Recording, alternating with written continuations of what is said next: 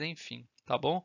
Então, deixa eu apresentar para vocês o que que são esses slides. Esses slides aqui são uma reprodução lá da editora de vocês, na verdade, da editora do livro, perdão, do livro de vocês, tá? Então, a gente utilizou o material, o livro, e a editora também disponibiliza alguns materiais didáticos para a gente, e a gente vai utilizar, obviamente, esses materiais didáticos disponibilizados pela editora, né? Um deles é esses slides aqui que versa sobre o primeiro bimestre de vocês, tá bom?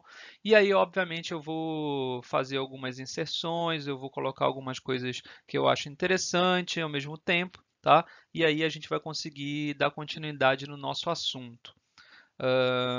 E a gente vai conseguir também ter acesso ao nosso material didático, que é o nosso livro, tá? Que está disponível para a gente. Quem está com o livro em casa, ótimo, beleza, né?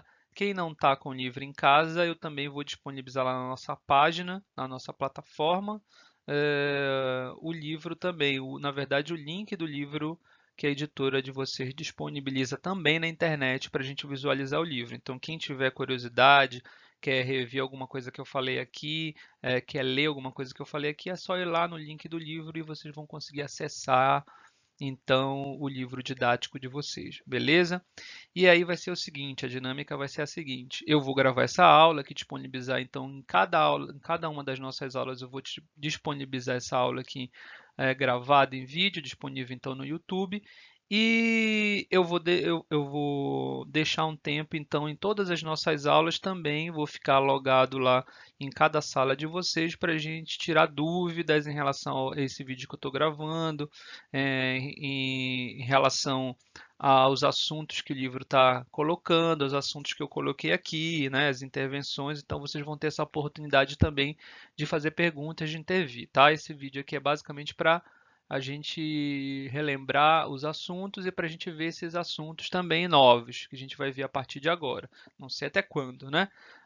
Ninguém sabe, também é vai depender de como a sociedade vai estar suportando esse problema de saúde daqui para frente, tá bom? Então, tá aqui o livro de geografia de você. Deixa eu passar aqui, esse é o livro que vocês têm lá, da editora Espione, tá? Do professor João Carlos Moreira e de Eustáquio de Sena, tá? E a gente vai utilizar e vai retomar de novo esse assunto por aqui, tá? Então, como eu falei, eu vou retomar o assunto que a gente começou no primeiro bimestre. Qual foi o assunto que a gente viu? Foi o desenvolvimento do capitalismo, tá? De como o capitalismo se desenvolveu ao longo do tempo, tá? De como esse modo de produção, esse sistema socioeconômico se desenvolveu ao longo do tempo, tá? Até chegar à atualidade, até chegar da maneira como o capitalismo atua hoje, tá? Então a gente tem aqui, a gente viu então nesse primeiro momento lá do bimestre como se desenvolveu o sistema socioeconômico do capitalismo. Uma coisa importante, uma coisa crucial para começo de conversa é o capitalismo é o sistema socioeconômico no qual os meios de produção, tá? Ou seja, os meios para se produzir produtos, os meios para produzir o comércio, né? Os meios de produção e o capital são, ou seja, o dinheiro, são propriedades privadas, tá? Ou propriedade privada, ou seja, tem um dono, tá? Então, o capitalismo ele se configura, ele se determina principalmente por isso, tá? Ele tem é um meio de produção, quer dizer, é um sistema em que os meios de produção e o capital são de propriedade privada, tá? E, ou seja, né, na verdade tem um dono, ok? Isso a gente já viu, só para relembrar. E como ele se desenvolveu, quantas fases, né? De que forma ele se desenvolveu, a gente já viu isso também, tá? Eu vou fazer só um resumo aqui rápido. A gente falou um por uma dessas fases, um por um desses momentos, tá? E é interessante a gente falar aqui, tá? Desde a origem do capitalismo, ele vai se expandir tanto economicamente, ou seja, ele vai se expandir tanto do ponto de vista econômico, de como os meios de produção e o capital vão se expandir nos diversos países, nos diversos lugares, como ele vai se expandir territorialmente, né? Vai ter uma expansão territorial ao longo do tempo, tá? De que forma ele surge, então, no Velho Mundo, né? A partir de uma determinada característica e ao longo do tempo, ao longo dos séculos, ele vai se desenvolvendo, tá? Então, a gente teve, por exemplo, a fase colonialista, naquele momento, a partir das grandes navegações do século XV, a gente vai ter a fase do colonialismo, em que as grandes potências da época, as potências europeias, elas vão colonizar outras áreas que antes eram desconhecidas, como a própria América, como parte da África que era desconhecido, como a parte da Ásia também que era desconhecida, como as outras áreas. Isso aí vai ser o período do capitalismo colonial, tá? Desse momento. Eu já falei para vocês e falei isso em sala de aula também. Para alguns autores, esse momento não é um momento estritamente capitalista, mas um período pré-capitalista. Tá? Mas a gente vai adotar aqui, então, em termos de geografia, em termos de organização do desenvolvimento, esse momento, né, do capitalismo comercial, que se configura pelo colonialismo, como uma das etapas também, talvez, e a primeira etapa, perdão. Tá? Depois a gente vai passar pelo momento do imperialismo também, que é o momento em que também as principais potências do mundo, tá? Europeias, mas agora também potências asiáticas e até os Estados Unidos com uma potência ascendendo aí também economicamente no século XIX, a gente vai ter o momento do imperialismo. Tá? E chega esse momento atual, que a gente pode definir esse momento atual como um período da globalização, em que os países, as pessoas, as economias, todas elas estão integradas dentro de um sistema global, dentro de um sistema do globo. Beleza? Tá? É isso. Então, dessa maneira, a gente pode falar um pouco sobre essas fases, dessas etapas, tá? De acordo com como os países ou as grandes potências elas estão desenvolvendo o capitalismo, beleza? Então, a gente falou lá no começo do ano, no primeiro momento, sobre a primeira fase do capitalismo, tá? Que é chamado capitalismo comercial, que vocês estão vendo aí. Tá? Então, ela é a primeira fase do capitalismo. Ela ganha força lá no início do século XV, tá? A partir do desenvolvimento da chamada burguesia, né? Da classe burguesa, tá? Que tem a característica de ser a classe em que faz o comércio, em que comercializou vários produtos com os diversos espaços do mundo, tá? Impulsionados então aí por duas características, né? As grandes navegações, tá? E as conquistas marítimas do século XV e XVI. Obviamente, elas estão interligadas, né? Esse momento das grandes navegações, em que as grandes potências, aí desse momento do século XV, elas vão alcançar outros lugares a partir dessas navegações, do desenvolvimento da sua frota marítima, tá? A gente vai ter ao mesmo tempo então dessas grandes navegações, dessa interligação que a Europa vai fazer com o resto do mundo, eles vão também vão ter conquistas marítimas durante esse século XV e século XVI, tá? Ou seja, formando colônias em outros espaços do globo, tá? Aqui vocês estão vendo, a gente está vendo aqui a Europa, né? Na verdade, a Europa como o centro do mundo aqui e as navegações a partir da Europa, tá? Então, as grandes potências europeias elas começam a ir para outros espaços e começam a conquistar outros espaços e comercializar, fazer o comércio com esses outros espaços. Então, isso é muito importante dizer, tá? Essa seria então a primeira fase que a gente falou bastante. Nessa primeira fase, tá, a gente vai ter nessa primeira fase a gente vai ter grandes potências aí nesse momento. Quais eram as grandes potências desse momento? A gente vai ter a Espanha, Portugal, a gente vai ter também a Inglaterra e vai ter a França como grandes potências desse momento. Tá? E a gente vai ter também uma característica, tá? uma característica importante, econômica, que é, sobretudo econômica, da importância nesse momento do capitalismo comercial, que é o chamado mercantilismo. Tá? O mercantilismo é o nome dado, então, aí às práticas econômicas praticadas na Europa na Idade Moderna. Tá?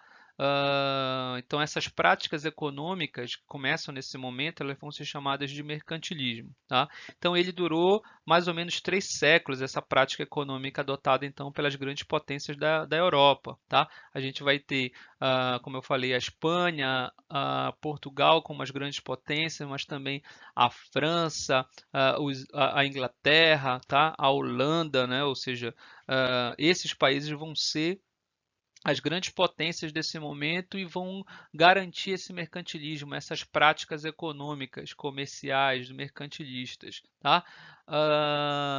Então aqui a gente vai ter durante essa época então um acúmulo de riqueza muito grande, né? Alguns autores colocam isso como um acúmulo primitivo do capital, tá? Durante essa época, durante o século XV, século XVI, século XVII, tá? E aí, obviamente, nesse momento, alguns países, algumas potências vão se sair melhor dentro desse modelo mercantilista, como, por exemplo, a Inglaterra, que vai emergir após esse período do mercantilismo como a principal potência desse período. E ela vai emergir como a principal potência exatamente por esse acúmulo de riquezas ao longo do mercantilismo, ao longo dos 3 séculos. Tá? Aqui esse mapa mostra um pouco da ação, né? Vou tirar aqui a minha câmera, só um momento, desativar aqui, e mostra um pouco a ação dos europeus sobre os outros espaços, tá? O mapa vai mostrar aqui algumas regiões colonizadas, né? Alguma colonização de determinados países. Aqui, por exemplo, a gente tem os portugueses dominando aqui principalmente o território do litoral brasileiro. A gente tem os espanhóis dominando toda essa região aqui, da América do Sul, da América Central, tá? Os franceses também dominando algumas áreas, né? Inclusive algumas áreas aqui em outros espaços além da África, os franceses dominando uma área, por exemplo, aqui como uma área próxima ao Canadá, a gente já falou isso, e os ingleses dominando outras áreas, outros espaços aqui no mundo, tá? Então essa é uma característica então dessas grandes potências, essa colonização sobre outros países e a maneira como eles vão se destacar, a maneira como eles vão se apresentar aqui é exatamente a maneira relacionada ao mercantilismo, beleza? Tá? Voltei aqui, então vamos lá. Um outro momento que eu falei para vocês também foi do chamado capitalismo industrial. Esse capitalismo industrial ele vai se caracterizar já a partir aí do século XVIII, ele vai avançar até o século XIX, no momento que a gente vai chamar de segunda revolução industrial, e aí sim vai começar uma outra fase do capitalismo. Tá? Então essa segunda fase do capitalismo ela é chamada de capitalismo industrial. Tá? Ela, como eu disse, ela teve início lá naquele momento, no século XVIII, no momento que a gente vai chamar de primeira revolução industrial. Tá? Esse momento, do ponto de vista geográfico, é muito importante porque a gente vai ter a introdução de uma interligação a partir dos transportes, por exemplo, com trem a vapor, interligação da Europa. Essa integração da Europa vai ser muito importante para a distribuição dos produtos que estão sendo produzidos naquele momento. Então aqui a gente vai ter uma nova forma de produção, nova forma produtiva a partir da primeira revolução industrial. Se antes a gente tinha o processo do artesanato, da manufatura, que era feita por um artesão, que era feita por um conjunto de artesãos, por exemplo, na manufatura, a partir do século XVIII, dessa revolução industrial, a gente vai ter uma evolução na maneira de produzir os produtos. Então, aqueles produtos primários que eram trazidos das colônias ou que eram produzidos em diversos espaços da Europa também, eles vão começar a ser transformados. Essa transformação tá? Ela vai se dar num espaço que vai ser a indústria, tá? Num espaço específico com uma certa racionalidade de como elas vão ser produzidas, os produtos vão ser produzidos, né? Os trabalhadores, cada um vai fazer uma parte do processo, e uma outra coisa muito importante aqui é que a gente vai ter a introdução de máquinas, né? De máquinas, por exemplo, de máquina a vapor, tá? Que vai servir para em vários aspectos.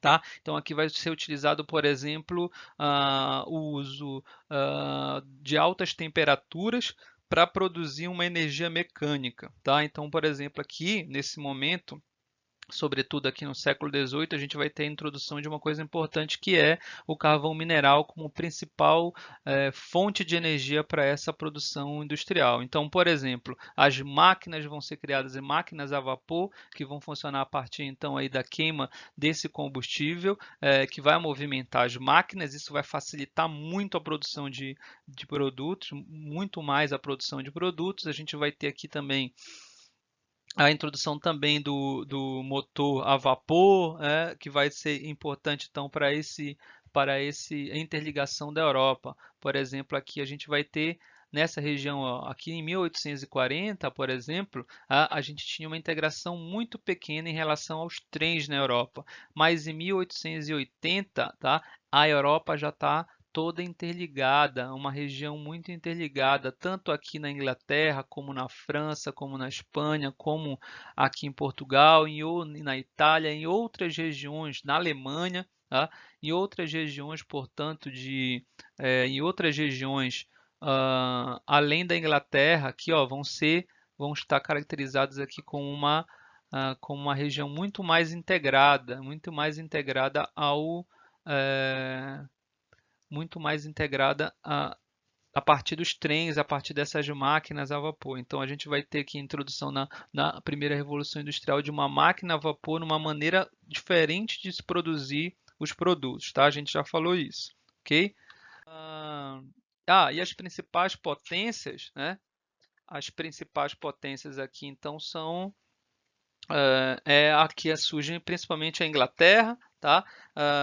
Como principal potência, mas a gente vai ter a França também como uma grande potência, a Alemanha vai estar ascendendo como uma grande potência, vai também fazer sua produção industrial, e posteriormente a gente vai ter também Estados Unidos na América, então, e o Japão lá na Ásia, também produzindo de forma industrial, uma produção industrial também em larga escala, portanto, também esses países vão ascender com as suas revoluções industriais, vão ascender como potências industriais desse período. Tá? Uma outra característica do capitalismo aqui, do capitalismo industrial, é uma coisa muito nova, né? Naquele momento. Aqui a gente vai ter a introdução do trabalho assalariado. Tá? O trabalhador ele recebe uma remuneração que vai garantir a sua sobrevivência. Tá? Se antes, durante as colônias, o trabalho escravo ele era o principal tipo de trabalho, tá? Aqui a partir do século XVIII, a Inglaterra vai começar a influenciar as outras potências e também as suas colônias, que era necessário mudar essa forma de trabalho escravo para um trabalho assalariado. Tá? Então ele vai garantir aqui uma remuneração que na verdade, vai ter a remuneração que vai garantir a sobrevivência do trabalhador. Tá? E esse regime assalariado é uma relação de trabalho que é característica, que é fundamental para o sistema capitalista até hoje, que é esse regime assalariado. Tá? Uma coisa, né, que vai apresentar por que a mudança para o trabalho assalariado, porque ele vai apresentar um maior nível de produtividade, tá? Um maior nível de produtividade do que o trabalhador escravo também, tá? Além de que ele vai também nesse momento vai ter um consumidor, né? O surgimento de um mercado consumidor aqui também. Tá? Então, além de ter um trabalhador uma produtividade do trabalhador maior do que do escravo, obviamente, ele vai também ter a característica aqui de formar um mercado consumidor. Então, ele vai ter pessoas também para produção do trabalho. Tá? o trabalho, professor, então nesse momento acabou o trabalho escravo no mundo, né?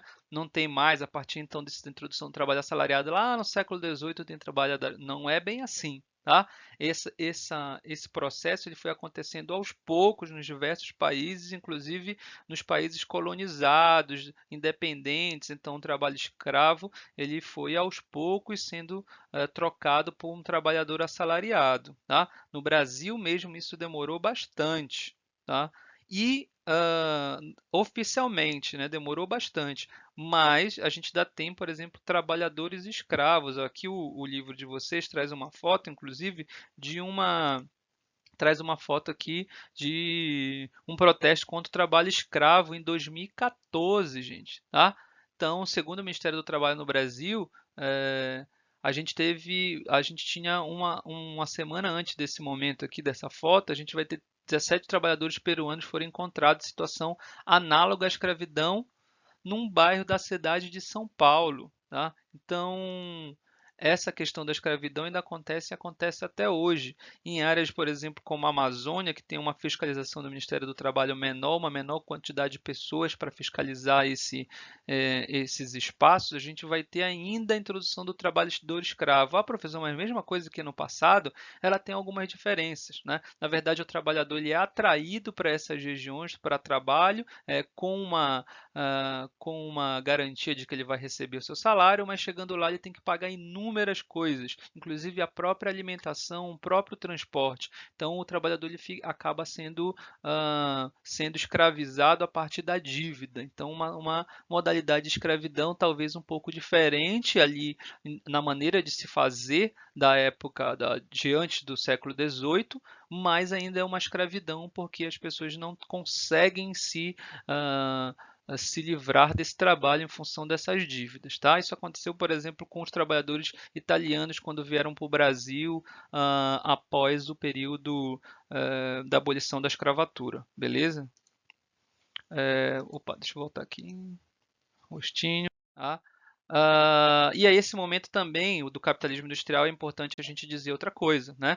Ele vai, ele vai se expandir, então, ele vai se expandir aqui na indústria, é, quer dizer, ele vai ter a indústria vai se expandir nesse momento em várias regiões do mundo, tá? Pela Europa, América e Ásia, e depois, posteriormente, vai chegar ao Japão, a Rússia, e mais tarde, no século XX, vai atingir os países que hoje são considerados emergentes, que têm uma industrialização recente, como, por exemplo, o Brasil, como, por exemplo, a Argentina, como, por exemplo, o México, tá? Então, olha só aqui, essa tabela é bacana porque ela mostra quando foi que esses países começaram o início da sua industrialização, depois que eles atingiram uma maturidade industrial e formaram uma sociedade de consumo. Eu vejo aqui que o Reino Unido largou na frente, por isso que ele vai ser uma grande potência nesse momento. Há muito tempo ele iniciou seu processo de industrialização, a França iniciou depois, os Estados Unidos também depois, a própria Alemanha depois, o Japão, a Rússia, enfim, tá? Eles começaram o início do seu processo de industrialização há muito tempo, lá atrás. E essa é uma característica, obviamente, que a gente tem que levar em consideração para considerar esses países desenvolvidos até hoje, tá bom?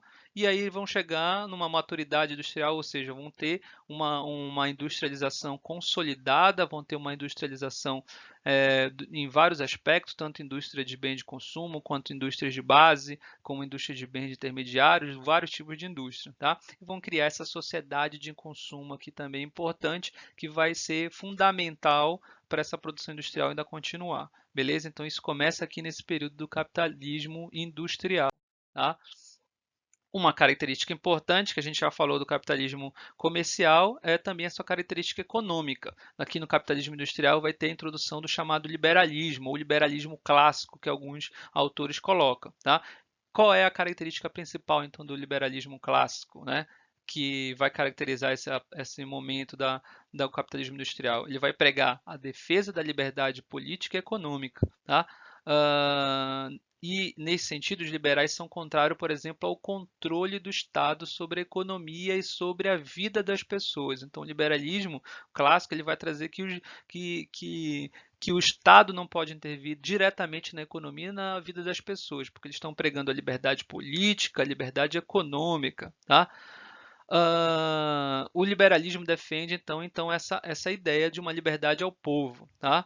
E deve-se agir apenas de alguém lesar o próximo, tá? Obviamente, a gente tem uma característica, eu falei isso para vocês, o liberalismo nesse momento do capitalismo industrial, ele era um liberalismo que dentro do seu próprio país ele precisava não intervir na economia, não intervir no mercado, não intervir na concorrência entre as empresas, por exemplo, mas ao mesmo tempo esse liberalismo, esses autores do liberalismo pregavam que precisava que os que os que esse Estado ele precisava ajudar as empresas numa competição internacional, ou seja, com uma empresa de outro país. Então, se uma empresa, por exemplo, da Inglaterra estava concorrendo dentro desse mercado capitalista com uma empresa francesa, aí sim o Estado deveria ajudar, né? Uma ideia de uma mão invisível do Estado ajudando aí nessa competição entre países. Mas dentro do seu próprio território, esse Estado ele não poderia intervir nessa concorrência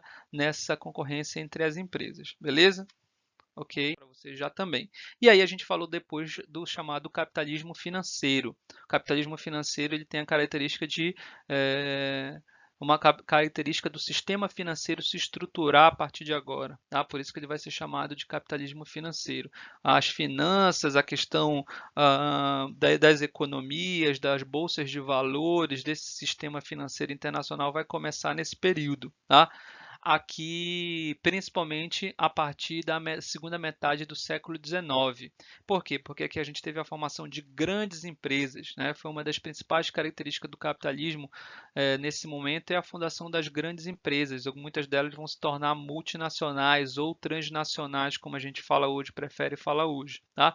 Então surgiram aí no final do século XIX a partir de várias fusões e incorporações de grandes empresas que vão resultar, inclusive, em certos casos, em monopólios de um determinado produto, vão surgir monopolistas de um determinado produto, você empresas monopolistas de um determinado produto ou de determinado mercado. Ou às vezes as empresas vão se unir dentro de um mercado específico, de um produto específico, vão formar os chamados oligopólios e elas vão se fortalecer e vão continuar como grandes empresas.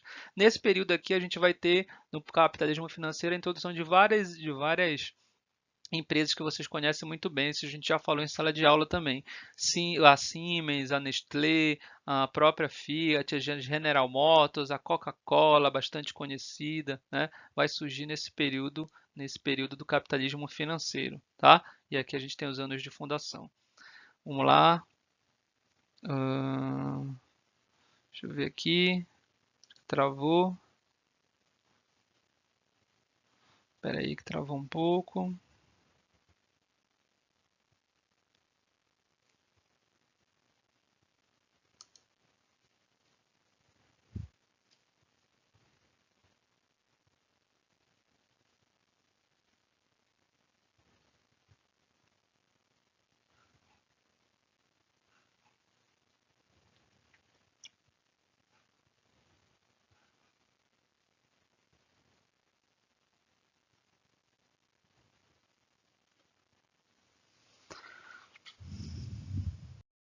Opa, foi, agora foi.